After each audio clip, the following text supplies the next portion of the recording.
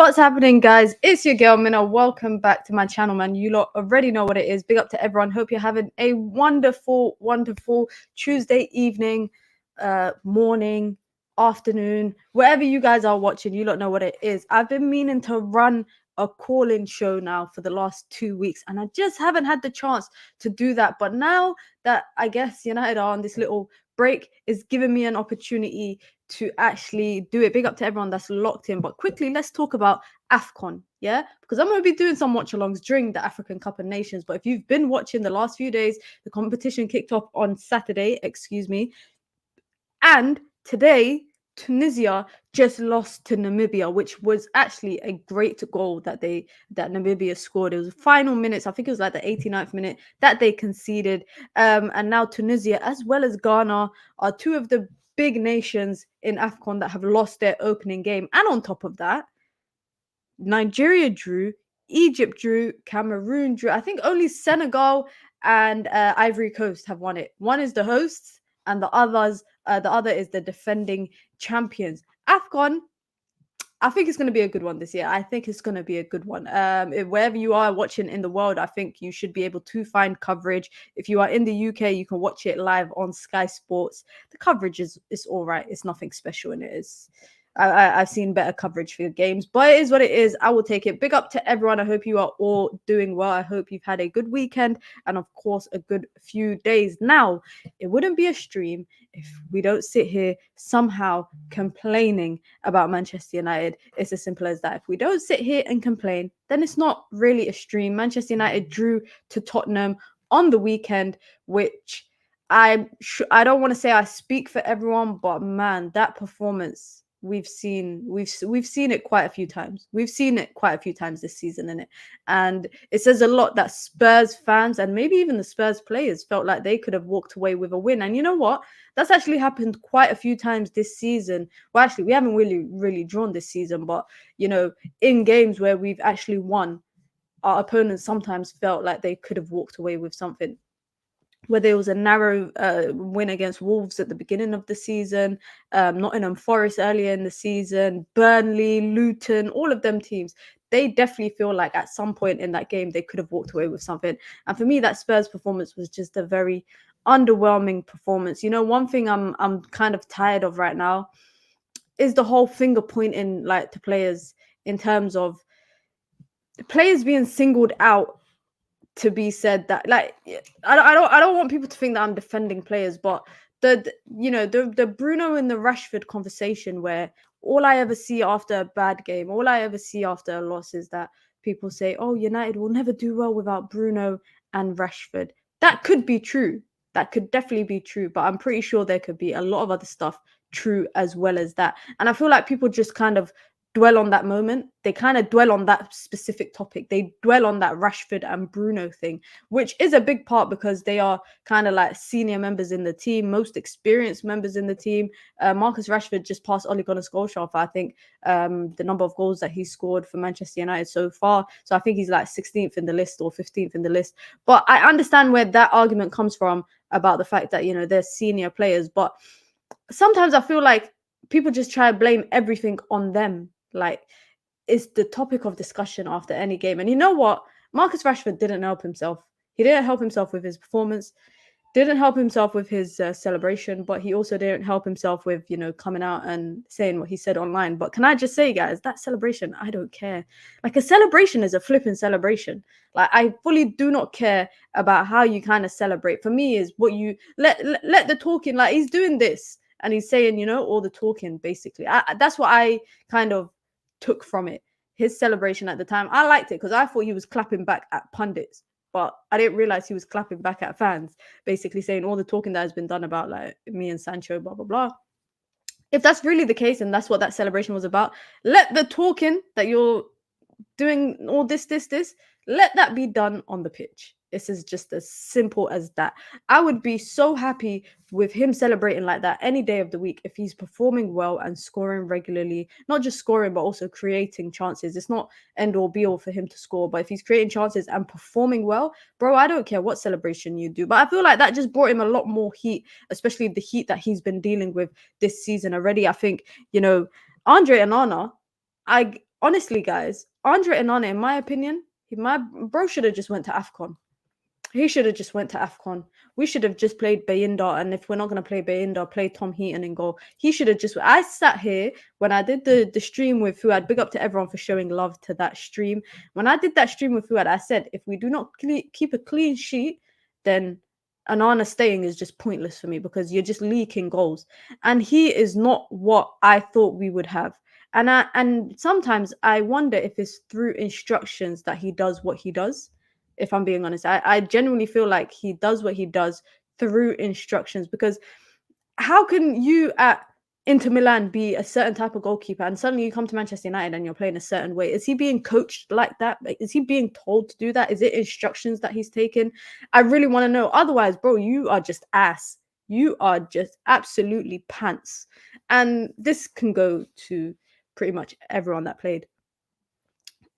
That statement of me saying you're just ass, that could just be applicable to actually everybody in the team. It could actually be applicable to everybody in the team.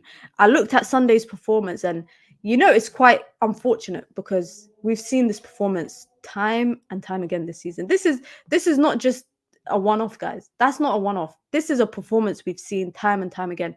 And one thing I also don't like is that it's like you have to be Ten Hag in or Ten Hag out. Like, you have to, like, people right now, there's a fine line between people expecting you to be Ten Hag in and people expecting you to be Ten Hag out. Yeah. And I'm not gonna lie, like, I've sat here bare times, I've criticized the manager many times. I've said the manager's shooting himself in the foot. He's gonna get himself sacked, the things that he's doing, blah, blah, blah, blah, blah. But unfortunately, it's not just the manager that's the issue, it's also the players. And I think we need to establish, how does this change by changing the players, but also changing the managers? Because let's be real, this manager's biggest, I think, shortcoming is not the performance. I don't think the performance is his biggest shortcoming. I think his biggest shortcoming is all the money that he spent bringing in signings that have not changed any dynamic in the team.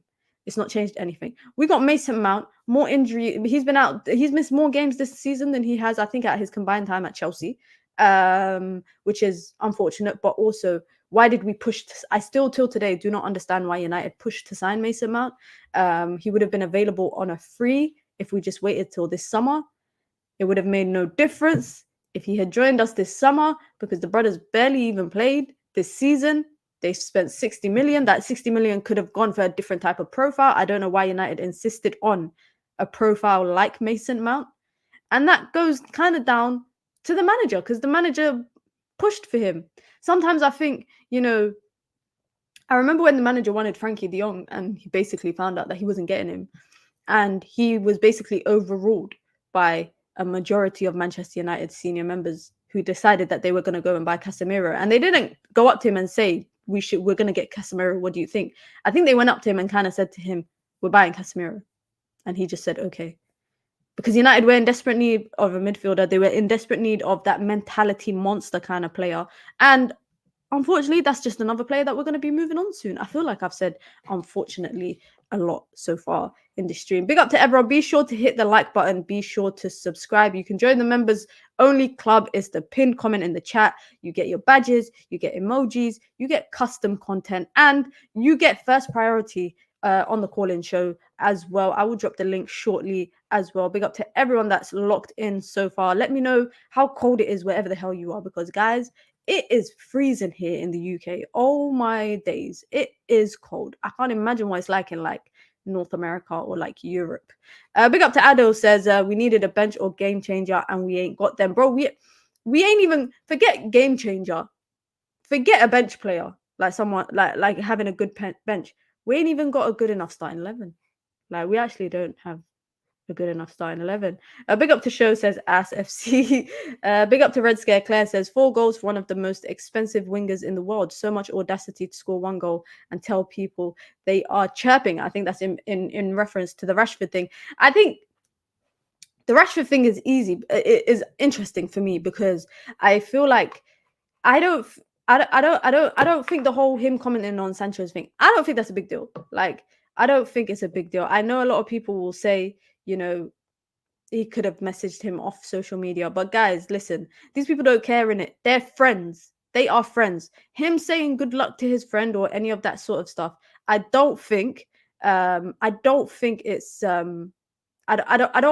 that like a big deal. Like I don't think it's a big deal, basically. What I think the problem is that he's basically done a celebration, which again, I've said it again. Celebrations are celebrations. I don't know why, it's being analyzed and it's being over analyzed.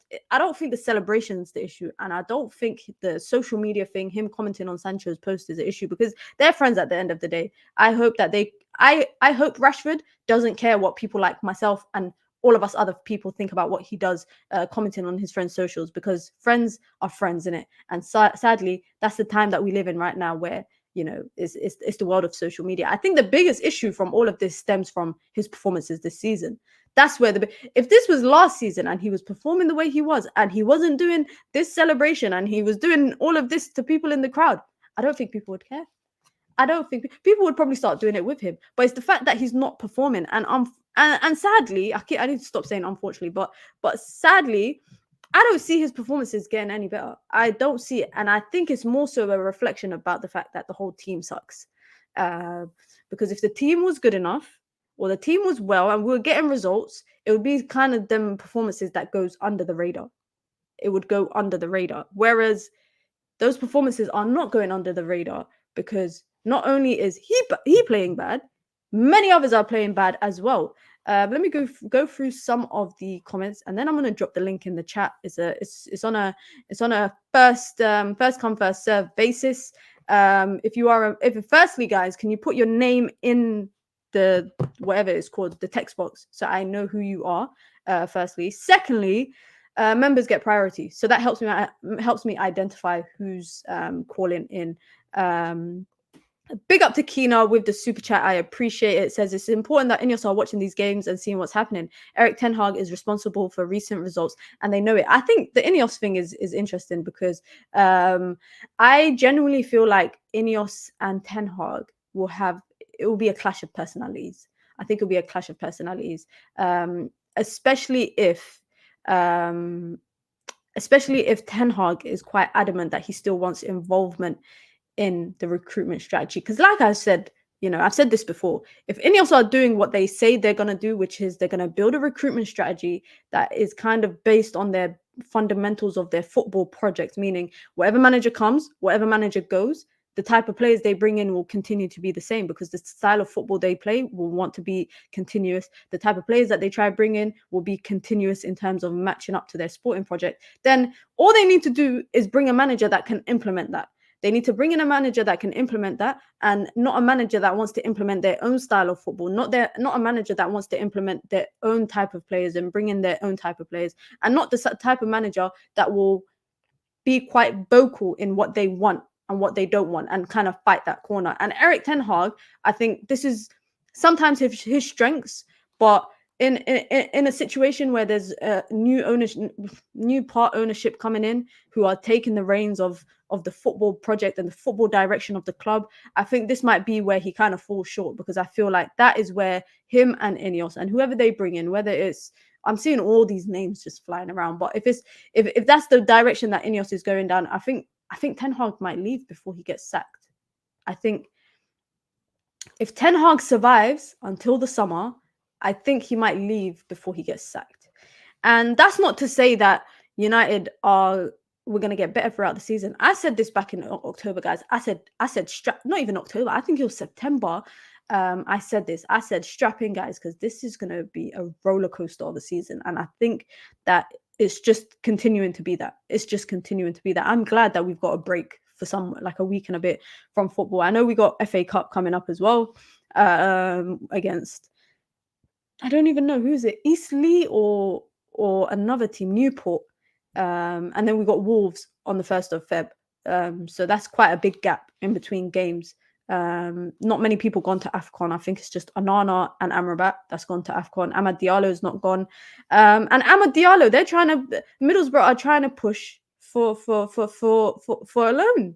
Middlesbrough and Michael Carrick has always been a fan of Amad Diallo, and I've said this actually before as well, especially when he was on loan. I said that I could see him going to Middlesbrough after his season at Sunderland if United don't want him, because Michael Carrick was a big fan of him, really liked him, really wanted to bring him in from the academy to the first team, but it just never happened.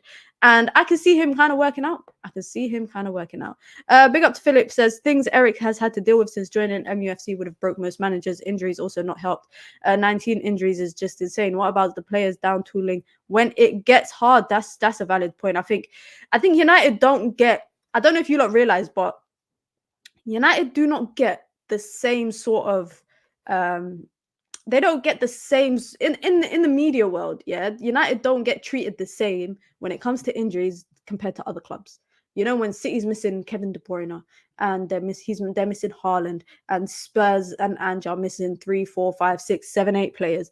Arsenal are missing players to injury. Liverpool missing in. The reason why United do not get treated the same because these teams still get results. They still get results, whereas United haven't been getting the results. So we can talk about the injuries being the problem, but we can also talk about the fact that United have really struggled this season. And if you're telling me solely that's because of injuries, and Ten Hag has not had his starting 11 since the Spurs game, I think it was, or the Wolves game, where it included a starting 11 of basically a lot of the players that he brought. Martinez got injured. Eriksen got injured. Amrabat wasn't even fit at that point. Mason Mount got injured. Anthony took a break from football for personal reasons. He didn't have that starting 11 of his own players that he kind of brought in. So that I totally understand. But the reason why United don't get the same leeway is because Man United is the biggest club, I think, in my humble opinion, is the biggest club in English football. And on top of that, you know, when you take the job at Manchester United, I feel like you basically put yourself in the firing line for anything that goes wrong. United just got a 1-star rating because they were poisoning people at the stadium. Ten Hag has put himself in the fire. I saw people making jokes about Ten Hag having something to do with that United couldn't even get performances in the kitchen as well as on the bench, on the pitch, sorry. So I feel like, unfortunately for Ten Hag, he's in a situation where, you're right, some of the things he's had to deal with has been outrageous. You know, the Ronaldo thing he's had to deal with, the Sancho thing he's had to deal with. That's just issues with players. Then you have the issues with injuries as well. And then on top of that, there's been other issues, you know, and I feel like also the uncertainty about ownership that kind of clouded over the team for a whole year. The Glazers didn't care that they were stretching out this sale process. I'm not joking, yeah. If they always knew that they were not going to get this 8 billion, 9 billion, whatever the valuation it was that they were trying to hold out for from Sheikh Jassim, if they always knew that Sheikh Jassim was not going to pay that, this could have been done in April, May. United could have, by the summer transfer window, had INEOS and their 25% come in. But that wasn't the case. The Glazers decided to hold out for so long before Sheikh Jassim. How many times was it reported that was his final bid? It was reported time and time again. Oh, this is Sheikh Jassim's final bid. Oh, this is a month later. This is his final bid. The Glazers always knew they weren't getting that 8 billion valuation. So they should have, if they cared about the club, but obviously they don't, should have just came to terms with Sir Jim Ratcliffe and speeded up that process for INEOS to come in. Unfortunately, that has clouded over Ten Hag and Manchester United, and even the women's team, guys. It's kind of clouded over them, where there's all that uncertainty. And I feel like I said, I feel like Erik Ten Hag right now is just playing or trying to play the game to get it to the end of the season. That's it. Because right now, United are what? We're like 8th. We're like 8 points off top 4. I think we're about 8 points off top 4. And if it continues at that, if we continue at this rate, not only will we fall out of not be in anywhere near top 4, but we might not even be in European football next year. You know who doesn't get the same criticism? Newcastle. But hey, what can I say? I'm going to drop the link below, guys. You can call in. Let me just figure out how the hell to do this. We're gonna keep it brief. Everyone gets a couple minutes, just because I have a tendency, guys, of allowing everybody to just speak and speak and speak. I had a man telling me that United should get Mario Balotelli as a striker for the rest of the season. I allow people to speak. But this year, 2024, guys, no more Mr. Nice Guy or Nice Girl in that case. Link below. Be sure to put your name in. Let me go through some of the comments in the chat. Big up to Red Scare Claire with the super chat, says, is our second 11 better than the rest of these teams? That's a good question. That's a good question, because the best performance I've seen, guys, for Manchester United this season came from our second 11. I don't know if you guys remember. It was the Carabao Cup against damn, you lot are queuing up. Damn, guys, I just put the link and all damn. I didn't even get I need to finish this super chat. Our best starting 11 and our best performance this season came from our second, I would say, our rotational players. And albeit it was against the Crystal Palace with a rotated side as well, that was the best time that I've actually seen a Ten Hag style of football. Genuinely, that's the best time that I've seen a Ten Hag style of football. But big up to everyone. Let's get through some of these calls. I'm going to go to the first member that I see. Big up to Aminol. Can you hear me? Hello, I can hear you. How are you, Mina? I'm good. How you doing? I'm very well, thank you. I came in, especially from the gym. I thought your show was on today, and I'm going to make an effort to dial in. I So thank you for appreciate having me it. on. That means a lot. No, thank you for joining, and big up to for being a member. I want to hear your thoughts, because I always see you in the chat. I see you in United View as well, and you've got some opinions. I know you've got some opinions. Let me know. Let's talk about the Spurs game and what you thought about that performance. Yeah, so I was at the Spurs match. I have to be honest. United played well for the first 20 minutes, and then towards the end of the first half and second half, especially, I was just dumbfounded that we conceded a goal straight within the first minute of the second half, which tells me that the coach must have said something to them. So look, all you need to do is bypass the midfield, and then in the second half, Tottenham genuinely dominated the game. Second half, they were like the home team to me, and it frustrated me because certain players were not doing their job. Marcus Rashford, yes, I know there's a lot of things to say about that, but he's just not. He's not our talisman. He's not our go-to person. Bruno, I thought played okay.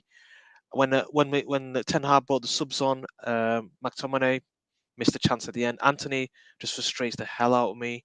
Really does. I could go on about Anthony for hours, but I'm not going to do that. But overall, I would say that we are a mid-table club. When you see a team live, you really appreciate. You get to see other players and how they move, and it feels to me like they don't train. Either they don't train, or Eric Ten Hag gives them instructions and they're not able to execute it. So I'm not sure which one it is, and I feel like I read somewhere in your chat. The players are down too. I think the players are zoned out. You know, when somebody talks to you and you zone out, I think they've done Yeah, that I with Ten agree. Hag. Yeah, I agree. What do you think about Ten Hag in terms of, because my biggest issue is that when United are struggling in a game and we have this tendency of scoring and then conceding immediately, it's like the players look to him and there's just no inspiration. And he maybe does he feel uninspired by watching the players? And do the players feel uninspired by looking to the touchline and seeing Ten Hag just look the way that he does, which is defeated half the time? I mean, Ten Hag is not the most inspiring coach. I get that, and it may reflect on the player buzz. But what about the backroom staff? You've got Steve McLaren there. You've got Benny McCarthy. What are they doing in terms of inspiring the staff? You know, it's very, very. Are we saying now, Mina, that we are Vibes FC? We need the only way we can beat matches is if we're motivated to play. You know, I understand that he's not inspiring, and maybe that's down his fault. But I do think some of the senior players need to stand up. The senior players are getting away with murder in this team, like Rashford and Bruno Fernandes and other players. Those two in particular, they should be motivating the younger players like Garnacho, Hoyland, Kobe Mainoo. They should be motivating them to perform. So yes, the Ten Hag is not inspiring, but equally, I think the senior players are at fault, and I just feel like they're given a free pass. To be honest with you, Do you think United are going to get anyone this transfer window? no, no, no. If it's going to No. be a loan, it'll be a loan. I've got aspirations for um, Benzema. I I know, was gonna just say don't say it. I was gonna I say know, don't say it. Don't I say know, it. Don't. It's the topic of discussion I'm seeing everywhere online right now. Is about signing Benzema on a loan. I don't see it ever happening, just no, because I don't. I I don't. I think don't that think we ship can sailed. afford it. I don't think we can afford it, Mina. I mean, realistic in your view, Mina. Given that we're tight on money and we can't offload players. Which players on loan can we sign as a striker, for example? Who do you think we can sign realistically? I don't really think there's anyone out there to sign unless I'm saying someone like a Choupo-Moting, but I feel like that defeats the purpose, and that's why I don't really agree with going for someone like Benzema or Choupo-Moting, or we were linked to Muller at one point, because we're trying to move away from the idea of old strikers and stopgap strikers, and we're trying to move away from the idea of signing players that cost a lot wage wise. And if United are trying to break down the wage structure and start all over again, that's why Sancho's gone. Ronaldo's gone. Biggest earners, De Gea's gone. Varane could be on the way out. Casemiro could be on the way out. If we're trying to break down that wage structure and start all over again, I think it goes against the beliefs. Yeah, I agree. As much as I would But love to see Benzema in a United shirt, yeah, but I think that's I about understand. 12 years too late. Yeah, I agree. But I mean, for 6 months or not even 6 months, what we're talking about, the season ends at end of May. We've got about, am I right in thinking, 4 months to bring Benzema in, and then for Højlund to sort of learn off him would be fantastic. But I don't think that will happen. But I think for me, in terms of Erik Ten Hag, I've sort of my position is moving now slightly, whereby I'm not going to say the words Erik Ten Hag out. But I think the writing's on the wall. He's going to get himself sacked. I've said this many times. I don't need to say the words. He'll get himself sacked before the end of the season, or when it becomes mathematically possible that we can't qualify for the Champions League or even the I Conference don't League. think we're getting Champions League football. I think we should just let that ship sail. Yeah. Try get maybe some other sort of European football. If that's Europa League, then so be it. But I don't see United closing that 8-point gap. In fact, I see that 8-point gap probably getting bigger. But okay, fair point, Mina. But what I'm saying is, from the INEOS's perspective, or the once they get the structure right, at some point they will have to pull the trigger, and Yeah. I think that trigger might be when it's mathematically impossible to get the Champions League or even Europa League. I think they'll pull the trigger then. To be honest, I hear it. to be I hear honest with it. you. So yeah. Big up, Aminor. Appreciate it. Support of the channel, long time, and a member as well. You can join just like him. You can join the members club. You get your badges, you get your emojis, you get your custom content. Another member in the building, none other than East Africa's very own Inside. Yo, we in the building inside. Let's go. Big up, Lil Yo-Yo. What are you telling me, man? How are you? You know what? I don't care, man. Move this team. I don't care about these boys. What I'm not. I've learned to not emotionally invest myself in this team. I'm not So gonna. what you saying? You're You just guys are gonna go on a rant. I'm not. I don't rant. I see it for how it is. We're dead. We're dead. We are. You're That's right. it. You're right. What else am I supposed to say? Simple as that, man. But yeah, how do you want to take this? Let's go. What are you here to ask me? I thought I was asking you questions, but what are you Yeah, trying no, to? I'm waiting for you to. I'm waiting for you to let us go. Let's go. Let's go. I want to know. Let's start with Erik Ten Hag. I feel like let's start with Erik Ten Hag, because the last time I spoke to you, you were like kind of in the middle. And I still am. So is it in the middle that you don't care anymore, or it's like you're just in the middle? You know what it is, right? This is what I see. I do agree that the manager's had a lot of problems to deal with, and to an extent, I sympathize with what he's been through. But at the end of the day, this is Manchester United. A lot of things happen at this club, and you have to be able to battle through it. But my biggest problem is what we're seeing on the pitch. It's not good enough. But who's that down for? Who's that down to? Sorry. It's a collaboration of everyone, and at the end of the day, the players need to move. The players that are not doing the work that he is expecting of him, and if he continues to play in this way, he needs to switch up his formation, needs to switch up his tactics. If he continues to die on his hill, he's going to get himself sacked. So if he wants to get himself sacked, go ahead.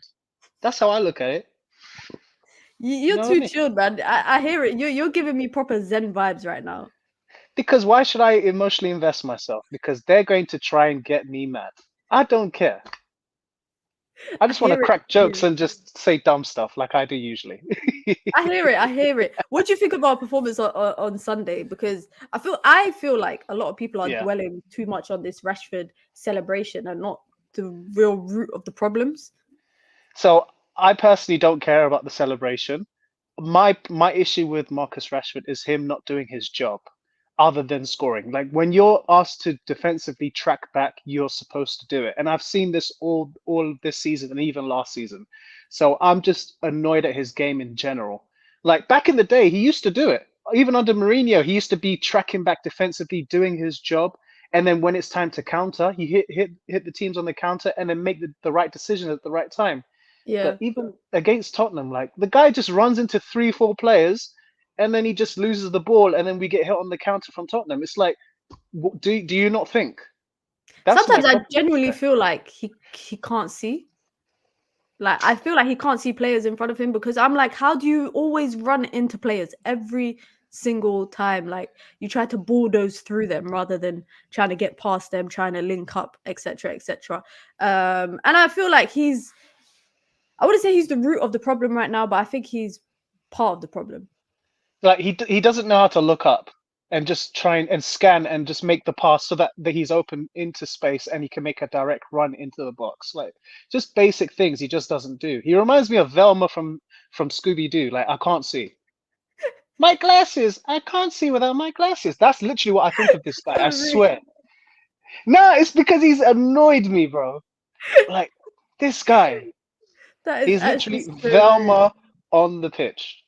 That's so rude. But I hear it. Yeah, I feel like he can't see sometimes. I actually feel like he can't see, especially when he's just running into man 24/7.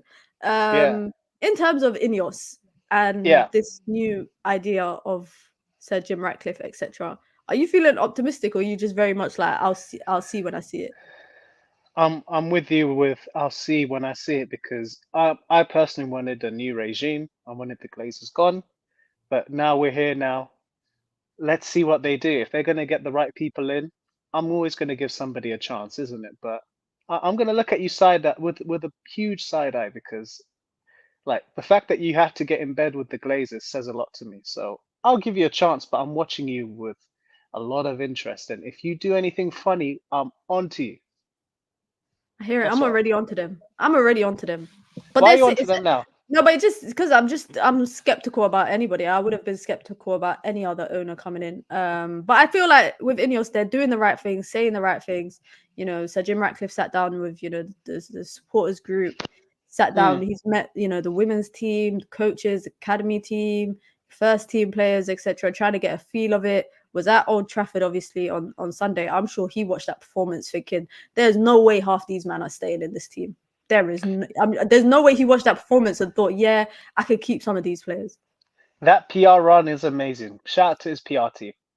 United got a serious PR team, you know. They brought in a whole new PR. I remember they brought in a whole new PR agent to kind of change exactly, man. Their PR.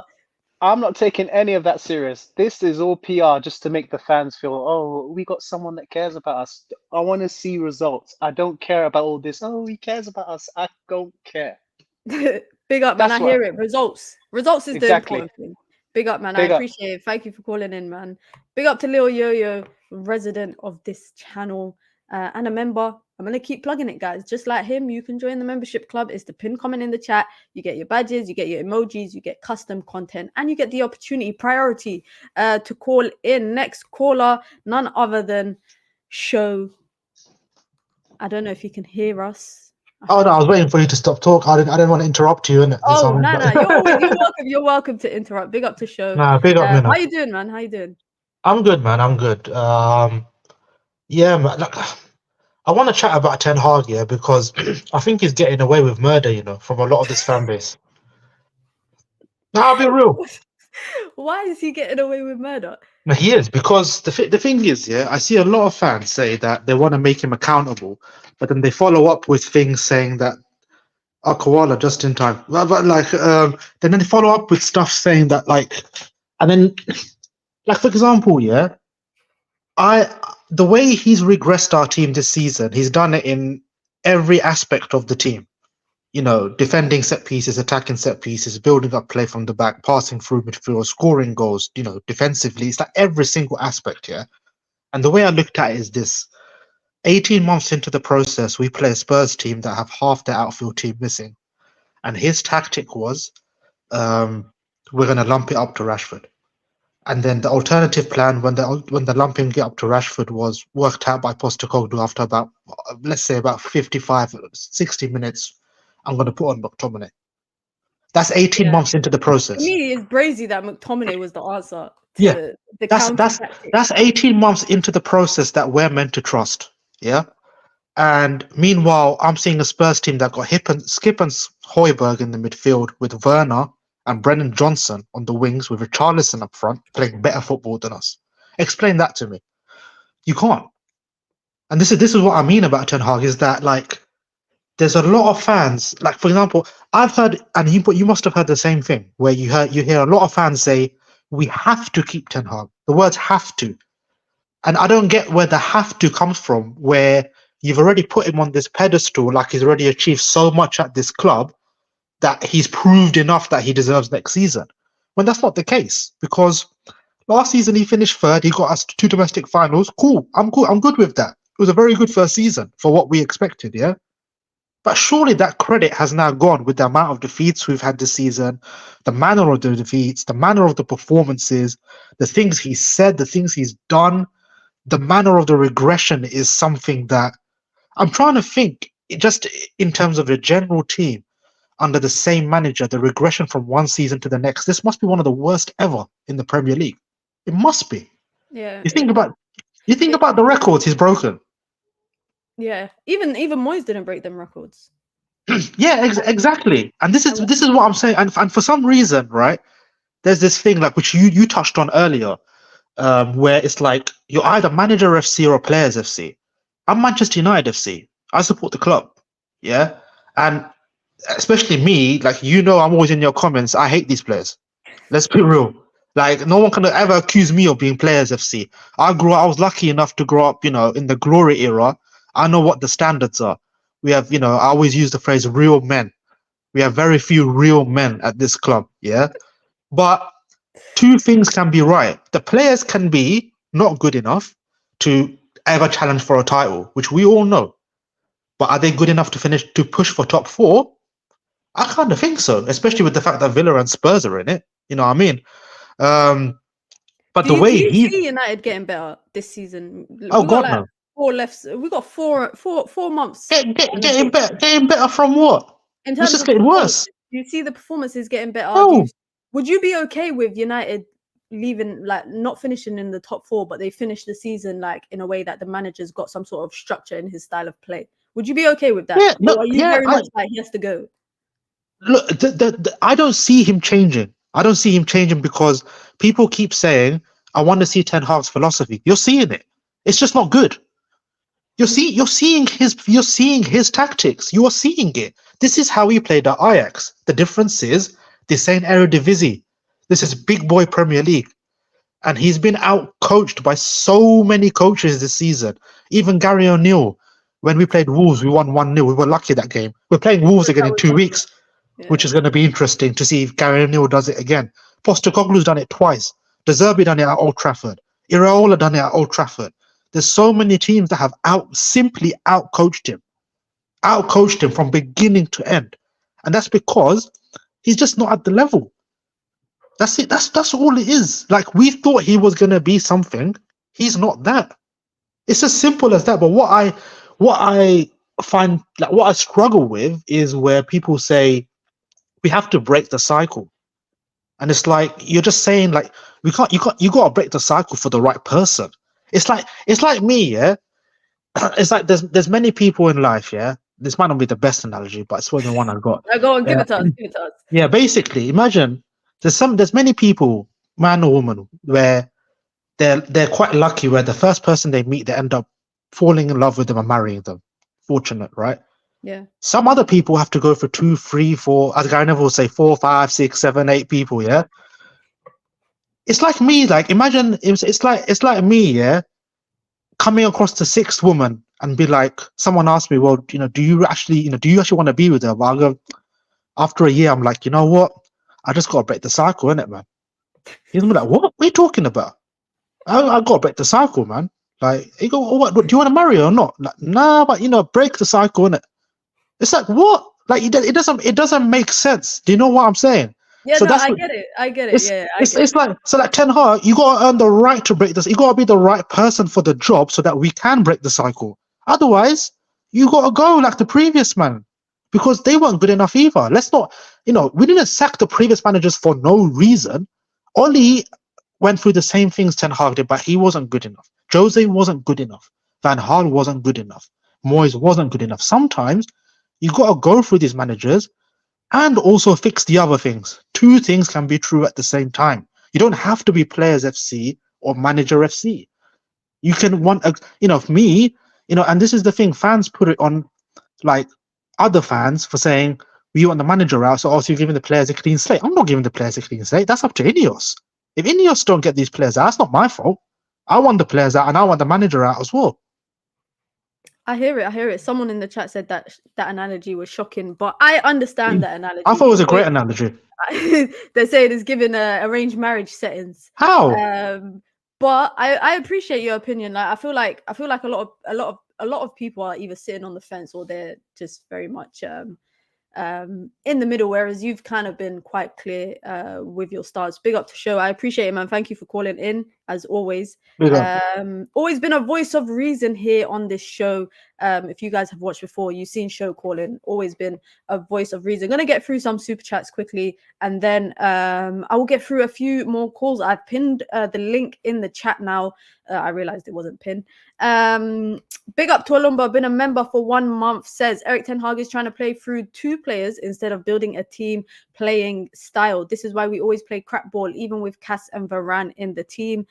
Big up to Ak, been a member for 2 months, says you must realize United will not finish top 4. We need Eric Ten Hag out for any chance to reach Europe Conference. Eric Ten Hag has no philosophy worth his salt. I don't even see United reaching the Conference League, if I'm being honest. Got a few more calls to get through.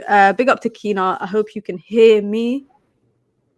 Hi, Mina. Yes, I can hear you. First of all, great job with the channel. Shout out to Show, the guy who just spoke. I mean, how do you follow that? So much truth. Anyway, look, I think the silver lining right now is that Ten Hag has nowhere to hide. There's nowhere to hide. The INEOS people are watching every single game. All the questions that we have as fans, they have those questions. And if you look at the way Ten Hag handles press conferences, I just don't think they're going to buy his responses. Why did you take off Mainu for McTominay two games ago when we were in control? What's happening with Ahmad? What is this whole obsession with Bruno and Rashford? Like, why must they play every game? What are you trying to achieve between now and the rest of the season? Are you actually trying to finish in top 4? Because it does not look like we're trying to finish in top 4. So I feel like they're going to be grilling him, and I just don't have faith that he's going to say anything that can save his job. I think he's done. It's just a question of when. Do you just think it's solely on him, though? Well, you know what? Like, I am the point that a couple people made already, where, I mean, there was a guy who said, oh, you know, the players are downing tools. There are people who are blaming Rashford. I think the blame the buck stops with Ten Hag. Because yes, Rashford is playing terrible, but the problem is Rashford did not pick himself.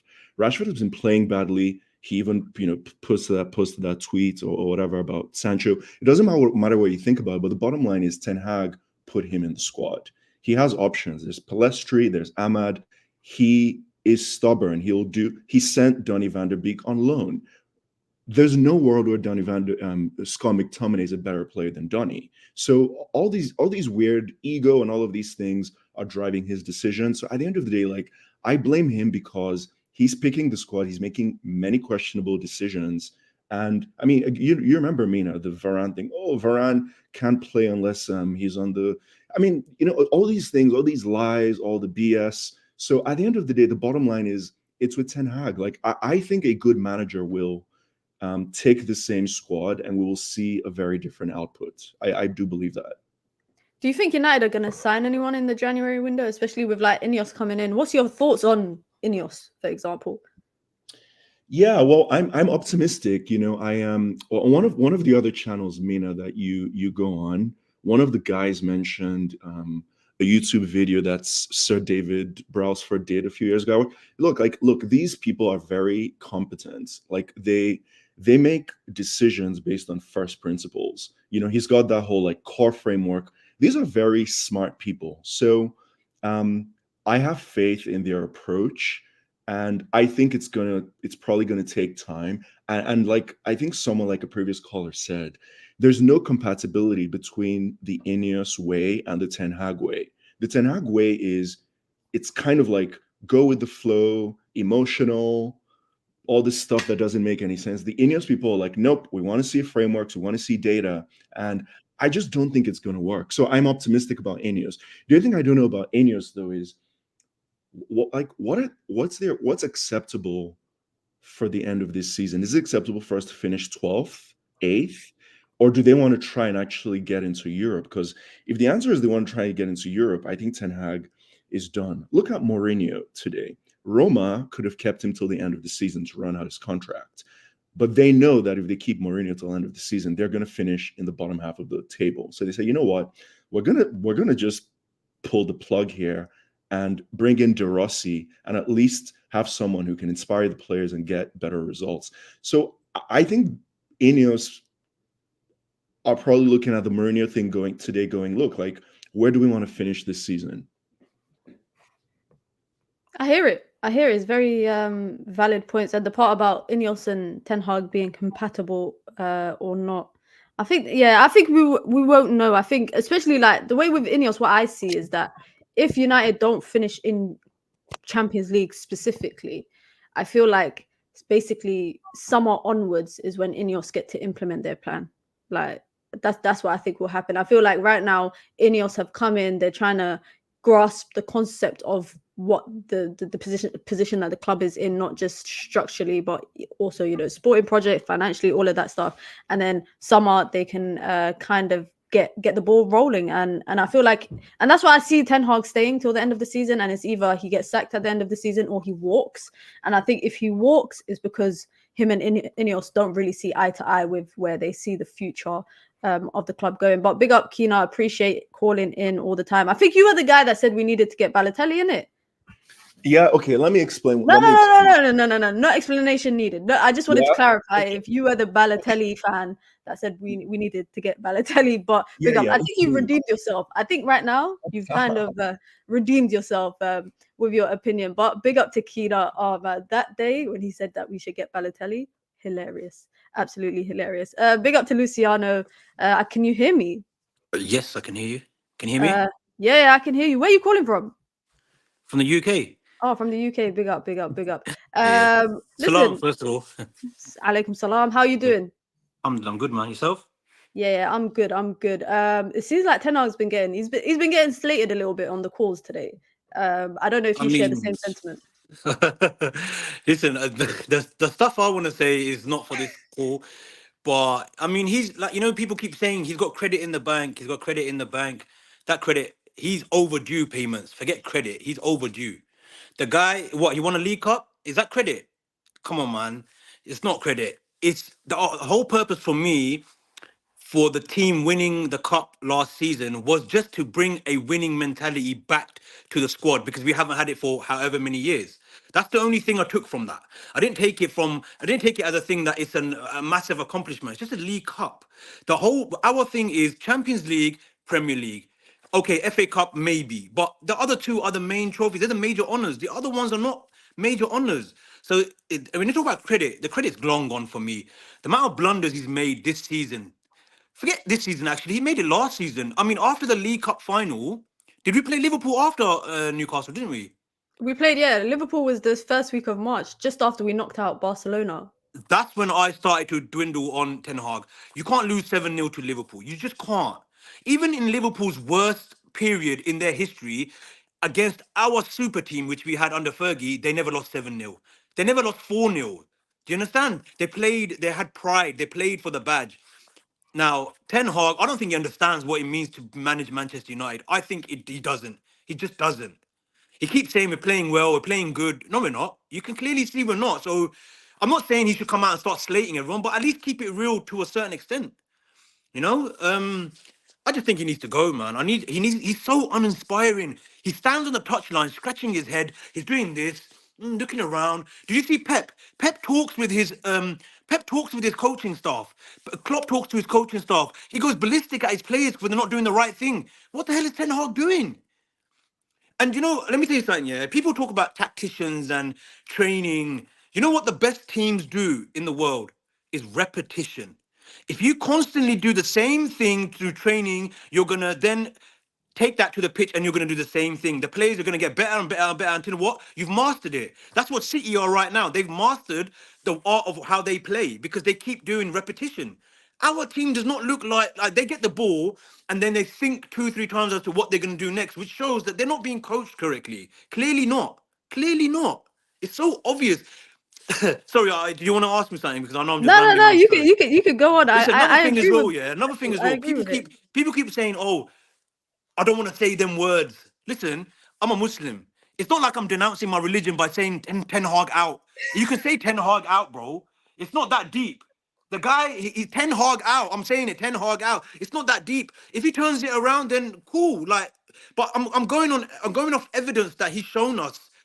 And that's all you can really go on. If I'm your brethren, I'm your mate, and then and all year I've been cool with you, and then next minute I'm not, and the whole year I'm not showing that I'm cool, you're going off what evidence. You're not gonna go on, oh yeah, he was the right one once upon a time. You're going off how you're treating me now. And football is now. It's not about last year. It's not about the year before. It's about now. And Man United, bro, we've lost 9 games so far.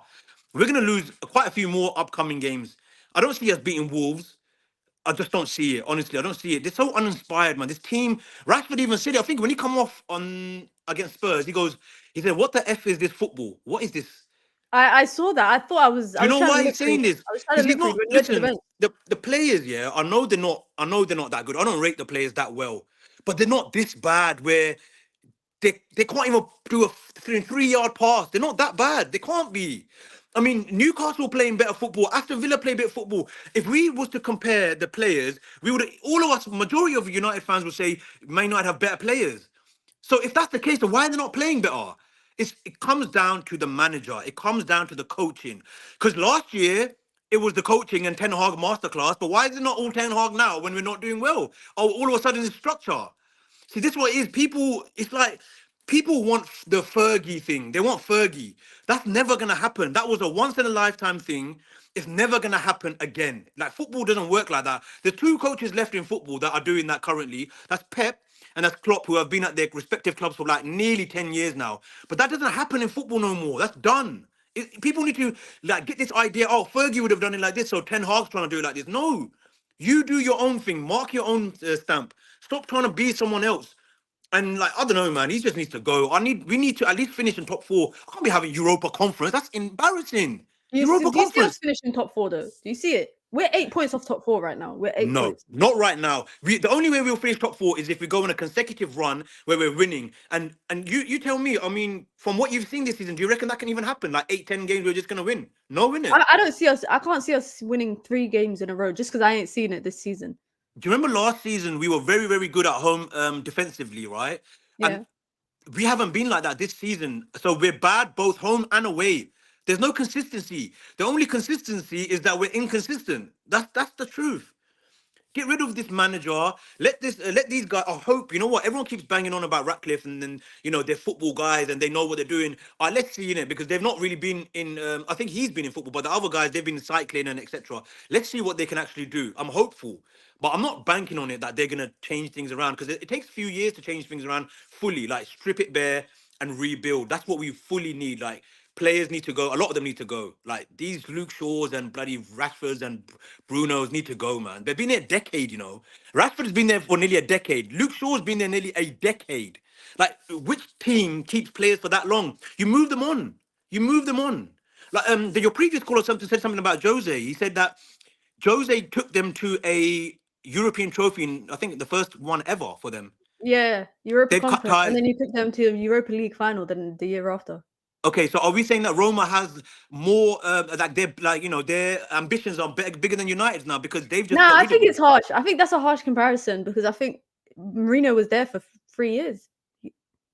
Ten Hag's only been there for half of that period that Mourinho was at. Fair, okay, fair. But they're not. But then they're not also going on the basis that he got us here, so let's just keep him to the end of the season. They pull the plug when they know it's not getting any better, and it's not getting any better under Ten Hag. We got bossed by Spurs B team, man. Like we literally did, man. So would you pull the plug right now, like right this time, with half of the season still to play? Yeah. Just get an interim. Just get someone just to get us into top 4. Do you know Chelsea used to do that a lot? They used to get Gus Hiddink just to get them into top 4.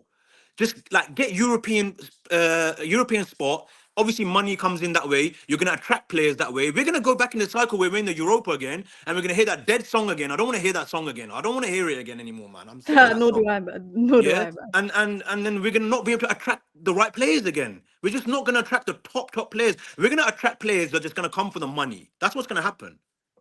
No, I appreciate it, man. Big up for calling in. That's probably the most passionate opinion I've heard all day, especially with the whole Ten Hag thing. Big up to Lucky. Yeah, man, he's the most passionate one that I've heard so far, easily. But I agree with some points about pulling the plug. I think we're at a time now where you kind of look at it and think, is it worth it? I put my thing down, flip it and reverse it. Big up to Adil. Guys, I had to put a song in there. I couldn't help myself. Big up to Adil. I hope you're doing well, first and foremost. Can you hear us? Or can you hear me? Yeah, I can hear you. How's it going? How's everyone doing?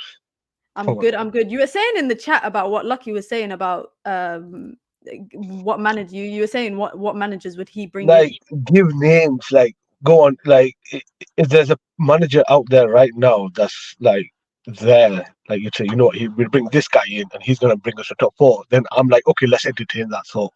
But currently, there is no one there. And look at United State right now. They've got no finances. They've got them same dead players, and there's going to be another manager that thinks he's going to do a miracle and change these players, and somehow these guys are the ones. That ain't happening. So the way I'm looking at United right now is, with INEOS coming in, it's like Ten Hag's on an addition now. This is basically his addition from now till summer. What's going to happen? I'm saying, let's just hold the horses. We don't get rid of him, because right now there's nothing there for us to do. The only thing we can do is sell players, and that's the only thing I can say that I'm happy about with United right now is offloading players, and with even Hannibal, those buyback clause and whatnot. That's a good start, but I'm thinking longer term. Let's see, we'll get top four, guys. Chill out in the chat. I don't know why everybody's panicking. You think we're getting top four?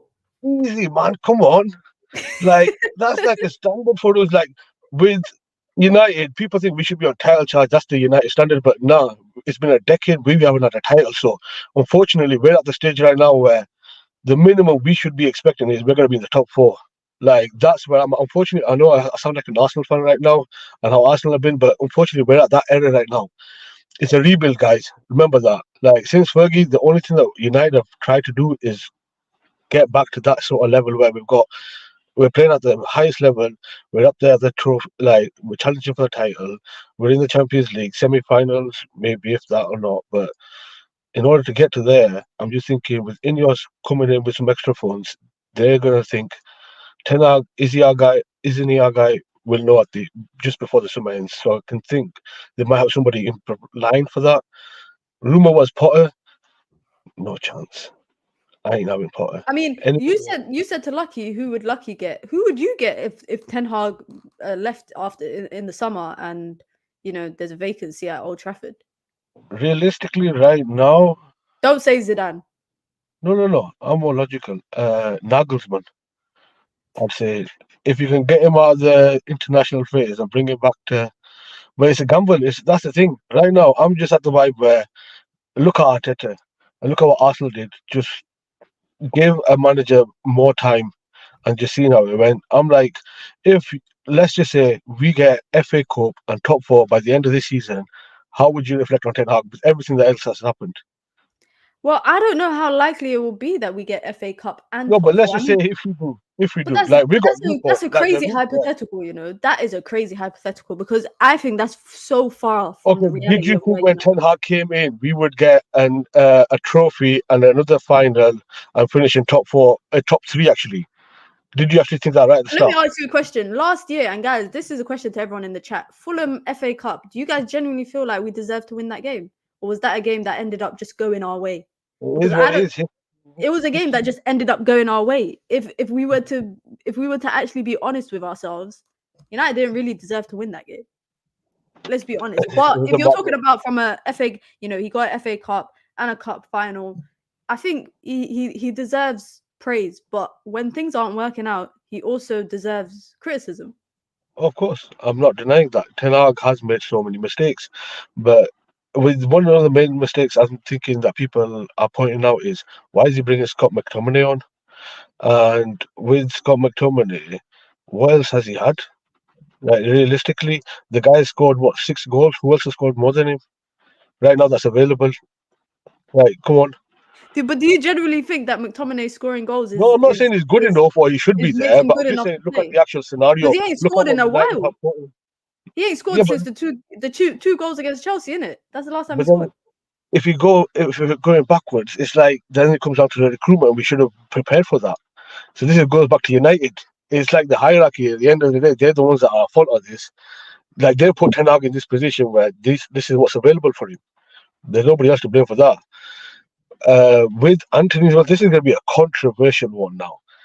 With the Anthony here, Ten Hag went in for him when he was only valued at 40 mil. It was United's fault that it led down to them paying 82 or whatever it is. But Ten Hag did say to basically get the signing done. So United basically paid it because the manager needed him. He was a very integral part of what the manager wanted. I don't believe that. I think that to say 80 million, there would have been so many other people that you could have bought. I think they even valued him less than 40 million, by the way. They valued him at 25. Yeah, but then you got to think United did leave it late, didn't they? Like, what other options were out there at that point to get instead of Anthony at that point? United are the only team that can spend 200 million on wingers and still have no one. Exactly. Do you think? Last question before we wrap it up quickly. Do you think that the players are part of the problem? Of course, the main ones. Like literally, I'm more these players, like the ones that have been through so many managers. I'm like, get out. Like we can go through them. Rashford, this contract. I don't know why this PSG when they were after him last season, we should have got rid of him. We would have got peace for him. Now that he's on what 350 or 70 odd grand, who's going to be taking him? We got to be praying and twerking that PSG somehow come back in for him. Like literally, come Saudi, come whoever. Like I don't know, but he needs to be gone. Bruno was my number one favorite player, but I've had enough of the guy. Like there's. With him, but he's one of those players that I hate him, but I know for a fact in any other team he will be like the man. Like I can see him being the old Bruno where he's pulling all those numbers out. It's just what's around him and his patience. Like you can understand, Rashford ain't really running and doing his thing. It's like even that fullbacks like Wan-Bissaka, I'm not really too. I'm like we need to upgrade on that. Left back, Luke Shaw is way outdated. Mino is good and Casemiro is good. I want to see them two together going forward. With Licha behind them, I'm thinking this is what I mean. Like, I know people were criticizing, saying that, oh, what if Casemiro? What difference is Casemiro and Licha going to make to the team? I'm like, that's an integral part of the team where you're breaking lines and that experience and leadership ahead. You don't understand when Rodri's out for City, it makes how much of a difference. When other key players are out, the team looks like it's chemistry as well. With Patton, I'm just thinking we definitely make it top 4. That's what I'm gonna say. That's what Adil's leaving on. Big up Adil. Appreciate calling in all the time and for supporting the channel. Says we're making top 4. Period. We are absolutely making top 4. Why is McTominay on the background? No, I thought you guys wouldn't notice. I'm not gonna lie. I just needed some players that have been playing this season on the background. So McTominay is there, guys. He's a United player, so he gets to be there. He gets the opportunity to be there. Big up to We Deserve Better, another viewer of the channel. Can you hear me? I can hear you, Mina. How you doing? Can I just, yeah, good. I just want to say it's so lovely to see positive examples of Muslim women in the media. So thank you for stepping up. We need to see more people like you. That means a lot, man. Thank you so much. Thank you. I appreciate it. And thank you for supporting the channel as well. Do you share similar sentiment as I guess most of the callers today about Erik Ten Hag? I get it. I get, you know, I've been supporting United for 51 years, and I understand that people are exhausted. You know, we're waiting for that title to come round. You know, I was spoiled. We got titles every other year. You know, if not 2 or 3 years on the trot. So I understand people are frustrated, but Ten Hag has been in the job for 18 months. And I don't know if you recall, Mina, but before he was given the job, everyone was like, you know what, if we have a difficult season, if we don't win this, if we don't do that, we're going to stick by this manager. And, you know, it's going to get rough, but we will give this guy the time. What happened? We got spoiled. Maybe the fans got spoiled. And someone just said, you said you've been supporting the club for 51 years old. How old are you, if you don't mind me asking? I'm 51. Oh. So you've been supporting It's in my blood. You're born a United fan. Oh, big up, man. No, I just was trying to do the maths. I thought maybe 57 or 58 or 59, but he said so. From basically when he came out of the Yeah, uterus, he's been supporting Manchester United. it's But just it. Yeah. I hear what you're saying about not. I feel like we've maybe become spoiled because of the start that Ten Hag had. I think it was amazing what Ten Hag did in the first season. Considering all the issues he had all that stuff with Ronaldo going on, Sancho having issues, him putting an arm around him and sending him somewhere where he could develop. He had to deal with all of that, and excuse my language. No, I'm not going to use that language. All the nonsense that was going on behind the scenes. Could you imagine this guy turns up to this club and there is absolutely no structure? You've seen, I mean, look, Aaron Wan-Bissaka. How many right backs did we look at before we chased him? There was a list on how many hundreds of people. Yeah, it was like So that's 800, what, I think, yeah. 802. So this man must have thought, you know what? I'm just going to bring in what I know, good, bad, or indifferent. I'm going to bring in what I know because at least I know these people. It takes time sometimes for these people to bed in. I don't, I would say to any of the fans, if you had to deal with all of that chaos behind you and the on-field issues in a new league, would you be successful? And yet the man was able to get us to third place, get us to a Carabao Cup final, win that trophy, and also get us to an FA Cup final. I think people are so disrespectful to this man. This year, it hasn't been the best. It hasn't been the best. But I remember Alex Ferguson had a lot of difficulty in his first 5 years. This man's only been there for 18 months, and he's achieved more than Alex Ferguson did in his first 5 years. So I would really hope that we give this guy time. And the thing I'd like to say about INEOS, I have to believe that INEOS will do well. And the reason I believe they will do well is that INEOS were given the agreements just days after the Super League 2.0 was announced. Now, the previous invention of the Super League, there was no relegation. You'd go into the Super League and you were set for life. The new incarnation of the Super League, people will get relegated. And the Glazers know that. So they've now brought in sporting people because they cannot afford to go into that Super League and get relegated. So I think there's a lot of hope there that these people have come in will move well and create a good structure for Ten Hag to work in. The fear I have is Mourinho's just got the sack. And he's in a similar position to us. And you know what? Because people are reactionary, and the INEOS want to have favor with the fans. And if the fans start getting very, very disruptive, I think they'll have no choice other than to sack him. I really hope they don't. I hope Ten Hag gets 3 years because I think there's a lot of magic in this guy. He just hasn't been given the right. We don't have best in class at this club. You know this. We don't have the best coaches. We don't have the best people going out there and looking at players. We don't have the best negotiators. People are getting injuries that are non-contact. So there's a lot of stuff that needs to happen. And we go to Old Trafford and the roof's leaking. There are rats running away. People are being, You're getting poisoned food by their poisoning. food. Exactly. So there's so much wrong at this team. Give this man, this Ten Hag is the least of our problems. He is the least of our problems. We need to invest in this guy. We need to give him time. It's very. I think people are very reactionary. I understand that people want success, but success doesn't happen overnight. And with that caveat, he's delivered a lot with everything he's had to contend with. I hear it, man. I hear it. Big up. Thank you for calling in. We can end the show on a mellow opinion. Not too much emotion, but a lot of facts. Speaking facts. Big up. And thank you for supporting the channel. Thank you for watching as well. And I hope you call in again in the future. We deserve better. Listen, firstly, that name, I feel like is talking to Man United fans. We deserve better, number one. But we deserve better also sounds like a teacher that used to be one of my teachers, basically. And it was one of those teachers that, when you're being bad in school and they sit you down and they're like, do you want to throw away your life? Not the kind of teachers that shout at you and threaten you with detention, but the teachers that sit there and they're like, do you want to throw away your life?